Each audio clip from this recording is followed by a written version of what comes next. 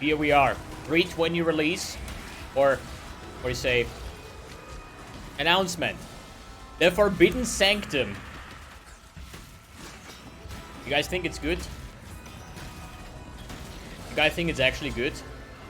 I mean, GGG has to pull off an absolute miracle to make it worse than Calandra League. No hate though, but it's gonna be worse, man. It has to be fucking amazing. The last leagues were decent, okay? That's as good as I can say, man.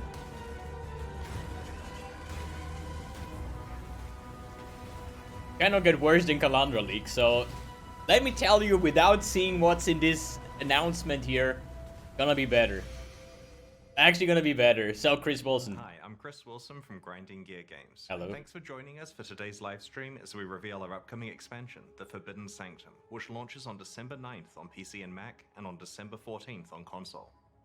Twitch drops are enabled on today's live stream, so make sure you follow the instructions below in order to claim your Bloodguard wins. Which drops? Here's what you can expect from today's live stream, Forbidden Sanctum, and we'll then do a deep dive on the league itself. New skills, no uniques. Endgame revamps and content, and then we'll have a look at all the new skills we're introducing. X rework, Ruthless. We'll reveal some new unique items. Okay, can we check something up of our news? New skills and cool new uniques. We'll then briefly cover Good. some balance topics The most important things we have on the list here. Jewels, curses, and the replacement of the arch nemesis monster mod system. Finally, we'll discuss the upcoming release of the optional Ruthless game mode before touching on some quality of life improvements and the new supporter packs. I hope sound is fine. The livestream concludes with a Q&A session between Ziggy D and me, where we'll answer questions from Twitch chat. Then we'll drop the full patch notes. Let's get started with a trailer for the Forbidden Sanctum, which launches in 1 week. I hope this is fine. Okay, let's see. Give it to me. Give me the good stuff. Many have met their fate here in the shade of Fell Shrine. So, step lightly. But here you are bound by new rules. My rules.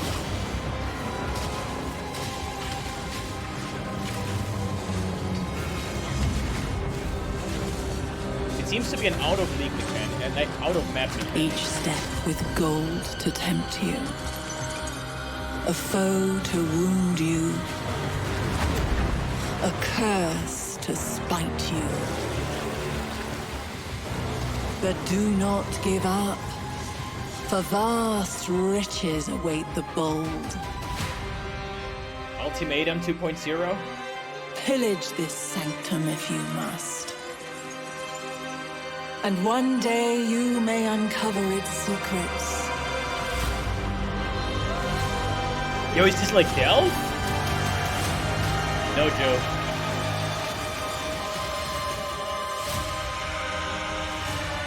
It's Torghast? Okay. Doesn't look cool. Next.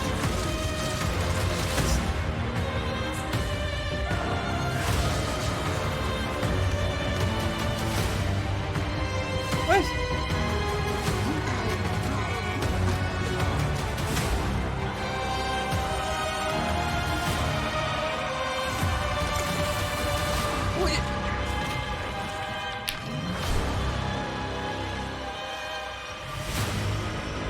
Okay, hey, this is surely super good, man. I just saw like a slam that like was tech slam, a small tech slam, and some sweepers. That's not. Hey, surely other stuff, man. 100%. just wait for it. Just wait for it, man. There's more. It is not all, dude. This is not all, man. This is surely. But the league mechanic looks like Delph. Hey, what if there's like the Torghast, like the endless tower where you can like... The Forbidden Sanctum is an old Templar enclave, long rumored to be hidden beneath the Fell Shrine ruins. Abandoned for a long time, it is now controlled by a malevolent entity. In this league, you'll explore it, find out its secrets, and deal with the evil that lurks there. The Sanctum Challenge League is a roguelike game, played out one room at a time as you explore Rayclast and the Atlas in Path of Exile. In every area or map you enter, you can make a choice of which room in the Sanctum you will explore next. On the Sanctum map, you can see the contents of a few rooms ahead, enabling you to plot a path through its dangerous halls. And the Sanctum is dangerous. Like most roguelikes, you should not expect to be able to complete it on your first try. Getting to the deeper floors requires experience, knowledge, and luck. You should expect that your early attempts will fail, but over time, you'll be able to push yourself farther and farther. As you progress deeper into the Sanctum, you'll find a variety of treasures that will help you eventually fight your way to the dangers that await you at the end of its 4 floors. Eventually, by endgame, you may be able to push through all 4 floors to face the final boss. Every roguelike needs a resource to help you track how well the run is going. In the Forbidden Sanctum, it is your resolve, indicated by this bar here. As you explore the Sanctum, your resolve is threatened by the dangers within. When you lose all of your resolve, your Sanctum run ends. What? Your level of resolve is maintained between consecutive rooms on your run, but is only shown when you're in the Sanctum itself. Wait, you lose The that resolve when you get mechanic applies damage? equally to all build archetypes. Your resolve is reduced when you are hit by monsters or environmental hazards in the Sanctum, and these telegraphed attacks are not affected by regular Path of Exile defensive mechanics, such as evasion, armor, or block. While these But just attacks don't get do hit. some nominal damage to your regular Hey, life, I'm good at the dodging. bulk of their impact is against your resolve. This mechanic provides a mechanism for tracking your progress between rooms, where your regular life pool would long ago have been recovered. Another aspect of the resolve system is that characters who are struggling can be ejected from the Sanctum without actually having to die, avoiding experience loss or hardcore death. So maintaining Okay. a healthy level of resolve is key as you navigate the Sanctum, and that means making careful choices of what rooms you enter. Let's have a look at some of the things that Sanctum rooms can contain. Afflicted rooms cause you to gain an affliction when you enter them. Afflictions make your Sanctum run more difficult, for example, reducing your resolve recovery, causing rewards to become hidden on the Sanctum map, or causing Sanctum rooms to spawn volatile anomalies that follow you. Wow, yeah, this These is minor something that we're afflictions used to accumulate anyways. as you get deeper and deeper into a run, making it more challenging. Major afflictions exist and are a big deal. They have significant consequences, such as entirely preventing the recovery of resolve. So, a Sanctum run gets harder and harder as you pick up more afflictions. Sounds great, but every roguelike needs a way for you to gain power throughout your run. In the Forbidden Sanctum, that system is boons. Boons are beneficial buffs that help you as you progress through the Sanctum. Minor boons make things a little easier, such as slowing down monsters or adding a special shield to your resolve called Inspiration. Major boons don't come along often, but have large effects, such as preventing you from receiving more minor afflictions, or recovering your resolve to 50% the next time you run out. That sounds Due very to the vast interesting, bro. variety of afflictions and boons, no 2 runs are the same. Generally speaking, your best Sanctum runs are the ones where the afflictions you choose have little effect on you, and the boons either counteract them or have a large benefit for the strategy you're Yeah, running. that makes sense. Some rooms in the Sanctum contain a fountain, which will restore some of your lost resolve. Others contain afflicted fountains that restore even more resolve at a cost. Rooms with a treasure reward contain chests full of the Templar Aureus currency, a type of gold coin they used for commerce within their Sanctum. You'll also find some Aureus coins from monsters that you kill as you explore.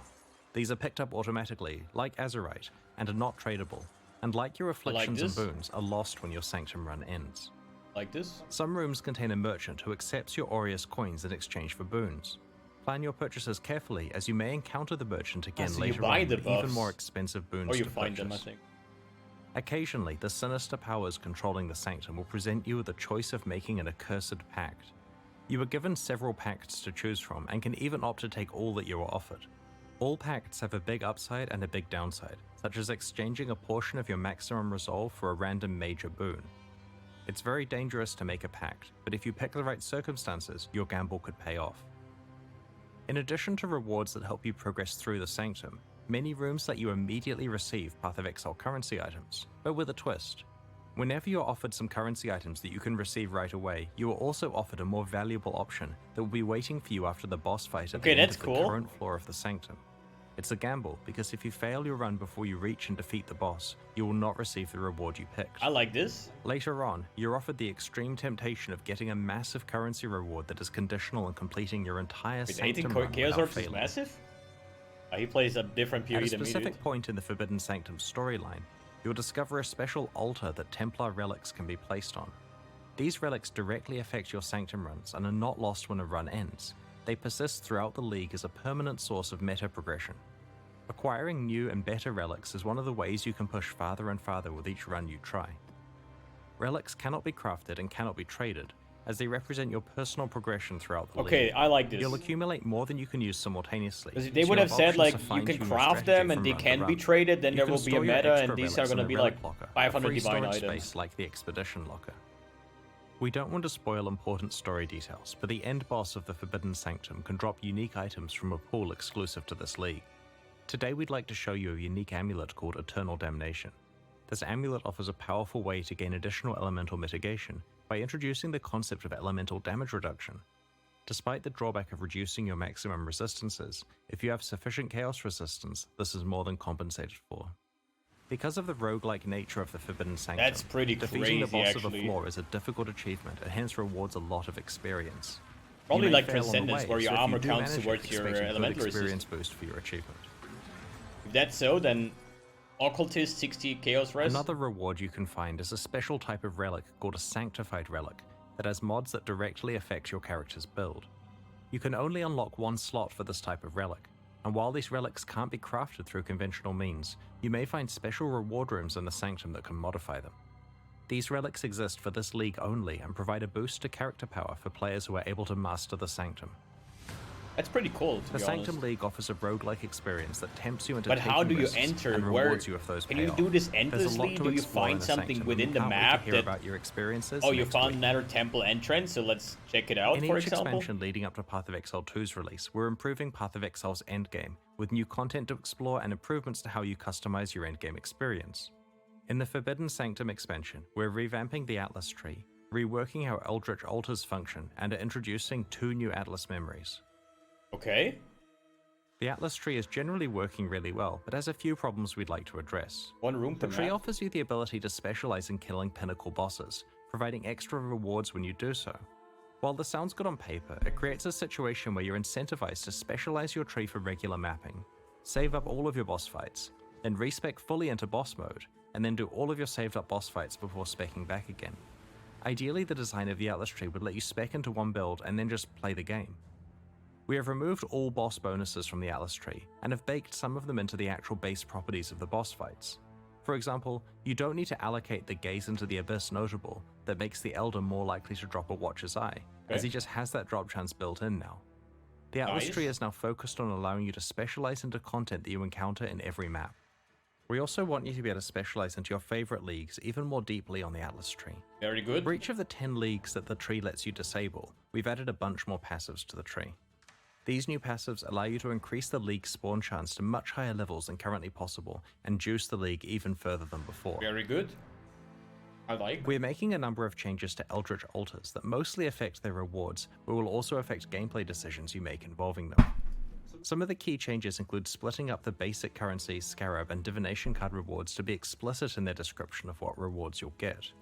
For example, instead of map bosses dropping 3 unknown basic currency items, the altar specifically says which currency item they'll drop.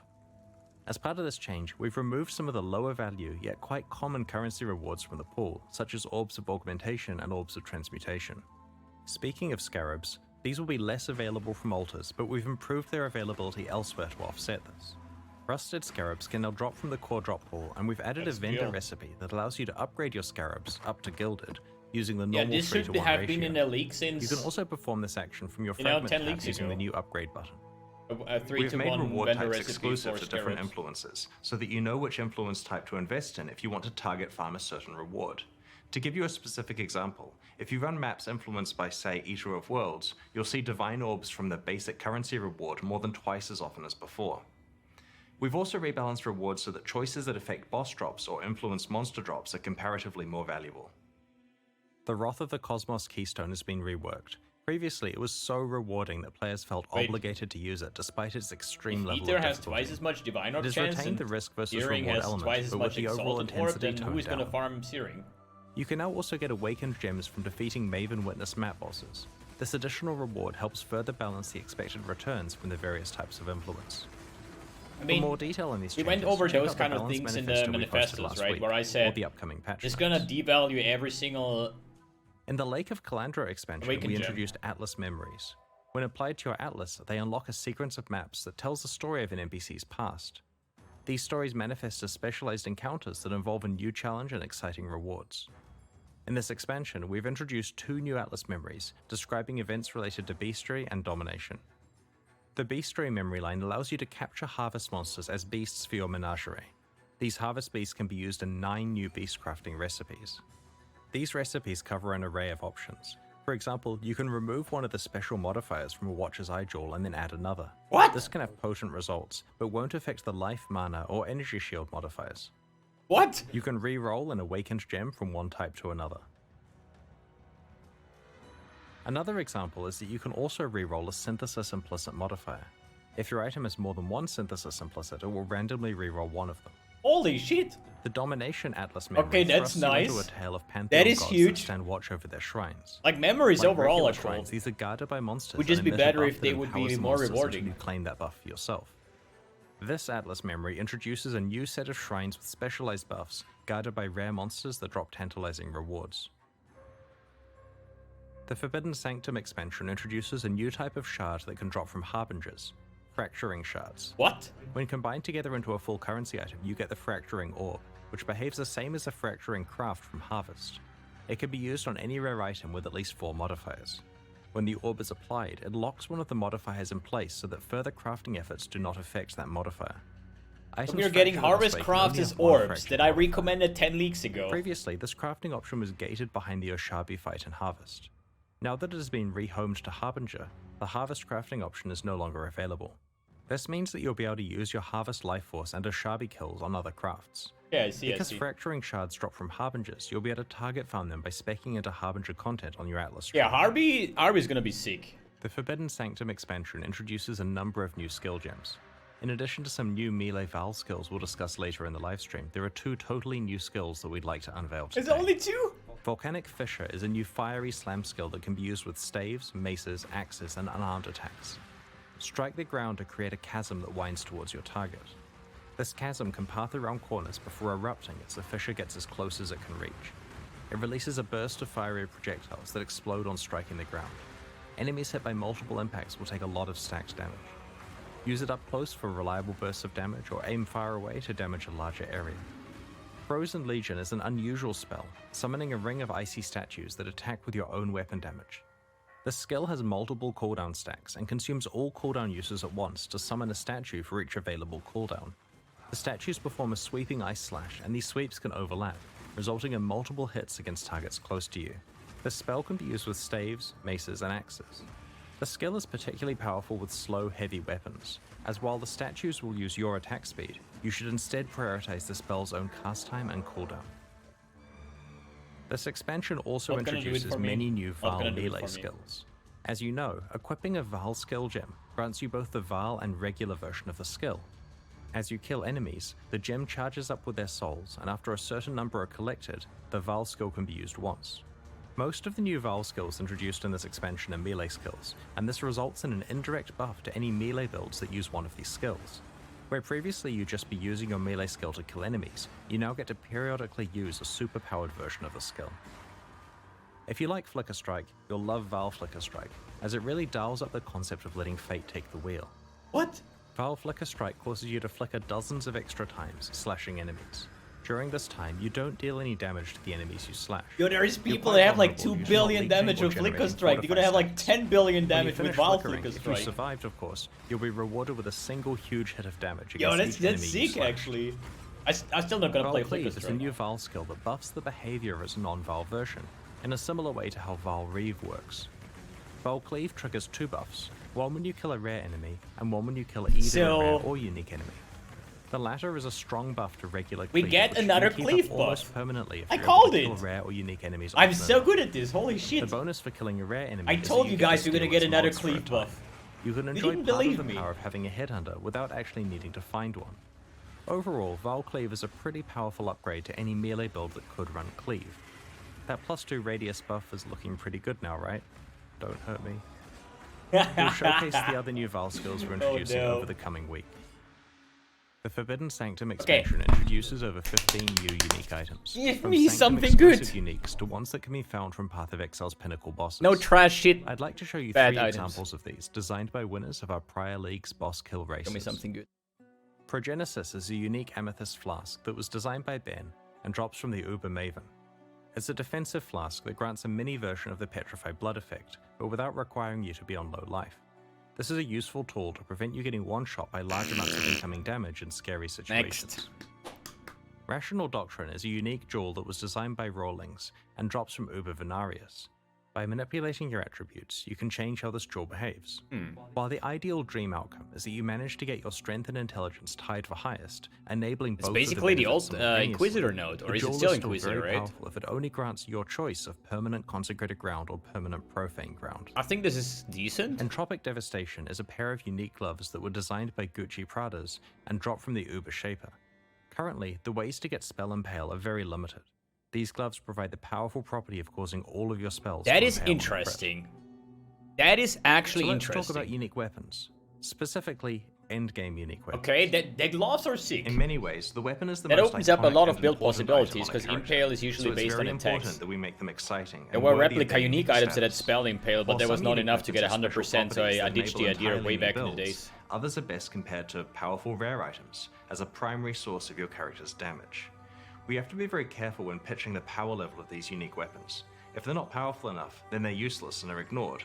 But if they're too You don't powerful, say. then they discourage entire archetypes of characters from trying to find or craft rare weapons. Interestingly, EK the above Impale, problem for doesn't apply to example. belts. Despite Mageblood and Headhunter both existing as extremely powerful unique items, people still craft plenty of rare belts. That's because Okay. Mageblood and Headhunter are extremely rare, and Okay, people don't actually expect they'll reliably get one in a league. Players tend to treat them as luxury Ignite upgrades Impale. to their build, Wait for rather it. than something they're certain to get. In this expansion, we're promoting 10 iconic but underused unique weapons to the same tier of rarity as Mageblood and Headhunter. We are buffing them a gigantic amount and are making them incredibly hard to find. Remember when Starforge used to be an exciting item? Yes. Well, after this change, it certainly is again. It still drops exclusively from the Shaper and the Uber Shaper, but it'll take a lot of runs or a lot of luck to earn it. Over the next week, we'll reveal the other unique weapons that have been massively buffed. We have targeted around 10 iconic underused unique weapons and have generally buffed only their damage stat, but by a lot. We've made a number of changes to jewels that are covered in I a hope recent Void balance Forge is one of manifesto, them. but in case you missed it, we want to quickly summarize what I the hope Void changes are. Forge is one of them. In the Forbidden Sanctum expansion, we have made jewels a better source of ailment mitigation by buffing the values of ailment-focused That is so jewel fucking good, modifiers and finally. adding new modifiers that enable mitigation to a wider variety of ailments than before. We have also removed some ailment mitigation modifiers that were only available on jewels through corruption, because there are now better options through the regular jewel mod pool. This also means that other desirable corruption modifiers, like immunity to corrupting blood, are more likely to roll. We want the moment of finding a unique jewel to be way more exciting than it currently is. We've added a handful of new, very powerful unique jewels and have removed some old, less interesting ones. An example of one of these new unique jewels is Firesong, which propagates any modifiers to your ignite mitigation to other elemental You elements. just get ignite If you're duration able to substantially 100% and reduce get the this duration jewel of and ignites on you, call it then a you can day. use Firesong to basically shrug off any elemental ailment. For full information about the other changes to unique jewels, check out the Balance Manifesto post we made recently. We've rebalanced curses to make them stronger where they matter most, against unique monsters and pinnacle bosses. We have buffed several Hex-related unique items and reworked unique items that previously interacted with Doom. To replace the Doomsday Keystone passive, we have brought back a version of an iconic curse-related keystone from the past. We've introduced some powerful new unique items that interact with hexes, which we'll reveal in the lead up to launch. For more details on changes to curses, check out the Balance Manifesto we posted recently, or the patch notes that will come out after the livestream concludes. When we first created the Arch-Nemesis monster mod system, now he's just going our over goal was to the improve Path of manifestos. Exile's outdated set of monster mods with new and interesting mechanics that have modern game balance. We feel that Arch-Nemesis did introduce a lot of interesting mechanics, but it unfortunately had several of its own problems. We have replaced Arch-Nemesis with a system that is more similar to the way monster mods worked in the past. The new monster mods are a lot simpler. They now each do one thing and very clearly state what they do. Each encounter with a rare monster is now less complex and is easier to understand in the heat of combat compared to Arch-Nemesis. You'll still encounter challenging combinations of mods from time to time, but this emergent synergy will be rarer than it was Wait, in why is the mods not Arch-Nemesis. colored? Hello? The goal is that combat is I like the interesting coloring. and varied, with moments that get your heart racing, but without the frustrations of the Arch-Nemesis system. Let's talk about rewards. Under Arch Nemesis, it often felt mandatory to bring in a magic find culling character to kill some monsters for you in order to maximize your rewards. In the new system, we've added a significant pool of new rewards to rares, but the reward that is on the monster is hidden and not associated with a specific mod. That is such a good change. So you don't know what kind No of more rewards MF you will calling. get until you kill the monster. Rare monsters with more mods are more likely to have these special hidden reward bonuses. To find out more about other balance changes that are taking place in the Forbidden Sanctum, check out the patch notes, which will be available when the livestream ends. Over the last year or so, some of our senior developers have been tinkering with a more challenging way to play Path of Exile. Ruthless is so... We've been publicly alpha testing Ruthless. this mode, known as Oh, boy. Ruthless, for the last month, and are planning to make it available to anyone who's interested alongside the launch of the Forbidden Sanctum next week. Ruthless is an optional additional character flag like Hardcore or Solo Self-Found that completely changes how Path of Exile feels to play. Ruthless is a lot more difficult than It's regular Path of terrible. Exile, but it doesn't achieve this by making the monsters harder to kill. It instead focuses on reducing character power through extreme item scarcity, limited crafting, and many other changes such as support gems being drop only. We've posted an article about the philosophy and rules of Ruthless on pathofexile.com/ruthless. We plan to release this mode alongside the Forbidden Sanctum expansion in a week. In addition to being a character flag like Hardcore or Solo Self-Found, it's also available as a modifier for private leagues. To be clear, the Forbidden Sanctum league content can be played in Ruthless with appropriately balanced rewards. Ruthless is still very experimental during 320, and we won't be afraid to make mid-league balance I'll wait changes for to it during this 420. experimental phase.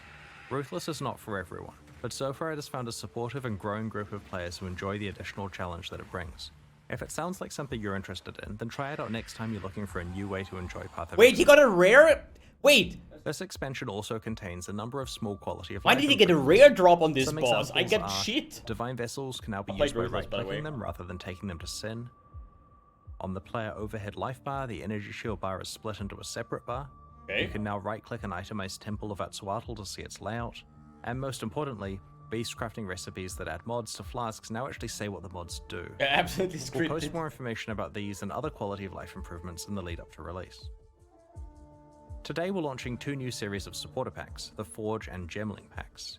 Each tier contains the pack's full face value in points plus several exclusive microtransactions. These packs will only be available for the duration of the Sanctum challenge. They're gonna be and like will leave the store changing forever in 3 NTX again? months. I like them. As always, these microtransactions are entirely cosmetic and do not affect your character's progression or power. That's a lie. The Forge series of supporter packs contains 6 exclusive microtransactions. Portal is sick. The Clockwork back attachment ramps up as you build a kill streak, building pressure and releasing it when your streak ends. It's like a fart generator. What the The fuck? Delirious hideout decoration lets you summon delirium fog in your hideout at will. complete with Wow, string hideout voices and decoration. terrifying apparitions. Woo! Okay, sorry. For all the hideout decorators, I'm sorry. I just had to. What's next? You showcase a pet?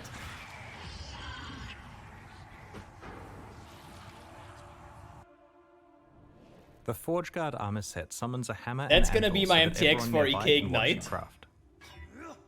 That is a fucking cool thingy. The ethereal fusing effect turns That your is item fucking linking cool. attempts into a Holy spectator shit. sport. If you manage to hit a 6 link, people watching it even prompted to send a congratulatory message. That is actually fucking cool, man. Yo, that's actually Summoning cool, the man. Crow Storm portal effect causes a murder of crows to erupt from the portal. The portal becomes dormant if you are too far away from it, causing the crows to take to the skies. This is a The High fucking Templar amazing weapon portal, effect man. Smites the undead you fight. And Yo, scours can we the make souls of those a who got supporter trapped. pack donation goal, please? I would like to The have them. Gemling Pack series also has 6 exclusive microtransactions. Yo, The Calibro. Beehive weapon effect lets your weapon play host to a swarm of angry bees, which erupt from the hive whenever you hit an enemy with the weapon. Critical hits cause the hive to send out its best warriors. The Stampede Quicksilver Flask makes you the leader of your own personal rower herd. Activating the flask causes a host of ghostly rowers to charge alongside you. It's questionable. This is the Gemling Artificer armor set. It is inlaid with gems that match the gems you've socketed in your items. How cool is that? Crafting gems with gem cutters prisms, Val orbs, or regrading lenses visualizes the process for all to see. This armor set also includes alternate gem level up effects. Yo, that's Prospero's actually ring sick. blesses you with a constant shower of coins, and it helps you thank players you've traded with through a hearty fist bump. What the The consuming ooze pet bounces alongside you and devours corpses in your wake, spitting That's out a tiny actually pile of cool, bones. man. Finally, this pack allows you to reunite with Kadiro Perandus, inviting him to your hideout as a vendor. In addition to buying items from you and using his connections to accept your divination cards, he'll provide commentary on your goods, equipment, and anything else he sees fit to judge you for. That might be a little too much to drink, even for me. Kadiro has hundreds of lines of voice acting. What? Now we know where all the resources for the new skill gem went. Hunter, I'm so impressed. Try to duck when the brain fragments splatter everywhere. You wouldn't want to sully your armor. These new packs are available right now at pathofexile.com/purchase. Purchases like these directly fund the ongoing development of Path of Exile 1 and 2, and we really appreciate your support. Meanwhile, the Knight and Rogue packs leave the store forever in 1 week, so now's your last chance to purchase them. Yo, any The support pack Calandra edition of gifters? Cyric's Vault I Pass need is only this. available until the I end of the need Calandra it. League, and will be replaced with a new set of unique items when the Forbidden Sanctum launches. By the way, Yeah, we're they hoping really to film step up season their NGX 11 of game Build of the Week thing. once the Forbidden Sanctum comes out. If you want to submit your build for the season, share your build guide on the class forums on pathofexile.com. Next up, we've got the Q&A with Ziggy D. Once that ends, we'll post the full patch notes for the Forbidden Sanctum. Over the next week, our community team will post the expansion's challenge rewards, information on how to update your item filters, all new and changed gems, and information on how to prepare for launch. On launch weekend, we expect to release the new mystery box, and we'll follow up with the new Cyric's Vault Pass in the days after launch. Thanks for joining us and checking out the Forbidden Sanctum. We can't wait to join you in MTX are Raid better Blast on than the December League? 9th. We'll begin the Q&A shortly, so please get your Hopefully questions not. ready in chat. So, then I think we can like pause this for now. Wait, can I get my Twitch drop? Question? I don't need questions. 68%, almost 69%. Leave this open.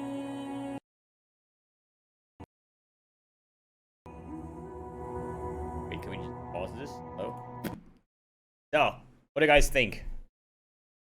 I personally think the league mechanic looks interesting.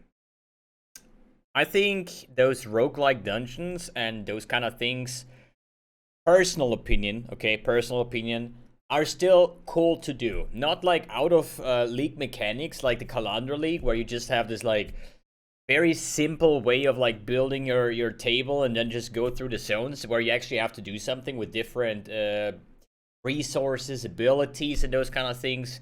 You know, I hope it's not gonna be so crazy in-depth like other league mechanics where, you know, 90% of the player base will just get confused on how they properly can interact with the league mechanic and then just give up, you know? So I think in that case, it's pretty cool. When it comes to the other points, like the new skill gems, sorry to say, but I expected more. I do like that a lot of skill gems are getting a Val rework, basically, and I'm looking forward to which of these skills they're gonna be, because it's gonna be very interesting for Hate Forge gloves, maybe, you know, or you pay Rage for Val skills or something like that. And if there's like new cool Val skills for melee, that might be pretty cool. The new unique items, the Chaos Res one looks pretty fucking strong, but it has the downside of not adding any damage. So, you know, like amulets are nowadays used to get like a ton of damage, right? The second one I already forgot because it was just not good, I think. Spell Impale, on the other hand, looks very interesting. Because I remember back in the days I was theory crafting, I think it was in Heist League the last time I did it. Because there were some heist weapons that gave you chance to spell impale, like 20%. And with the tree, there were like 1 or 2 notes, but you did never get to 100% spell impale, so which is not worth it, right? Impale, I'm not going to explain what Impale does, but what you need is like a fast hitting attack. In the best case scenario, you want to ramp up the Impale based on how many stacks you have as quickly as possible. So the most of the people, or a lot of people, were using something like Cyclone, Pure Fist Cyclone Impale.